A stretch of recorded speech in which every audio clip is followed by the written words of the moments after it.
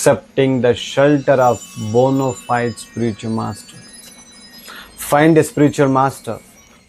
ಶ್ರೀಮದ್ ಭಾಗವತದ 11ನೆಯ ಸ್ಕಂದದ 3ನೆಯ ಅಧ್ಯಾಯದ 21ನೆಯ ಶ್ಲೋಕದಲ್ಲಿ ಪ್ರಬುದ್ಧನು ಮಹಾರಾಜ ನಿಮಗೆ ಹೀಗೆ ಹೇಳುತ್ತಾನೆ, ನನ್ನ ಪ್ರಿಯ ರಾಜನೇ, ಭೌತಿಕ ಜಗತ್ತಿನಲ್ಲಿ ಯಾವುದೇ ಸುಖವಿಲ್ಲ ಎಂಬುದು ದಯವಿಟ್ಟು ಖಚಿತವಾಗಿ ತಿಳಿಯಿರಿ.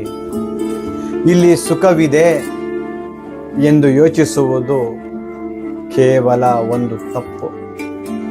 ಏಕೆಂದರೆ ಈ ಸ್ಥಳವು ಕೇವಲ ಕಷ್ಟಕರವಾದ ಪರಿಸ್ಥಿತಿಗಳಿಂದ ಕೂಡಿದೆ.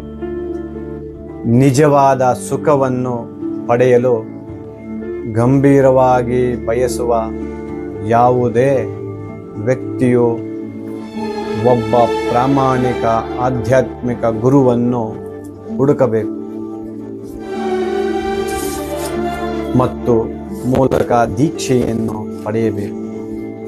ಆಧ್ಯಾತ್ಮಿಕ ಗುರುವಿನ ಅರ್ಹತೆಯೆಂದರೆ ಅವನು ಶಾಸ್ತ್ರಗಳ ತೀರ್ಮಾನಗಳನ್ನು ವಿವೇಚನೆ ಮತ್ತು ವಾದಗಳ ಮೂಲಕ ಅರಿತುಕೊಂಡಿರಬೇಕು ಮತ್ತು ಹೀಗೆ ಇತರರಿಗೆ ಈ ತೀರ್ಮಾನಗಳ ಬಗ್ಗೆ ಮನವರಿಕೆ ಮಾಡಿಕೊಳ್ಳಲು ಶಕ್ತನಾಗಿರಬೇಕು.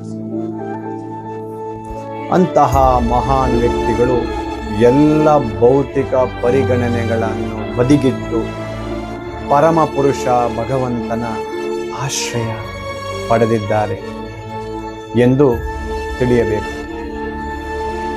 ಪ್ರತಿಯೊಬ್ಬರೂ ತಮ್ಮ ಜೀವನದ ಗುರಿಯನ್ನು ಪೂರೈಸಿಕೊಳ್ಳಲು ಅಂತಹ ಒಬ್ಬ ಪ್ರಾಮಾಣಿಕ ಆಧ್ಯಾತ್ಮಿಕ ಗುರುವಿನ ಬಳಿ ಹೋಗಬೇಕು.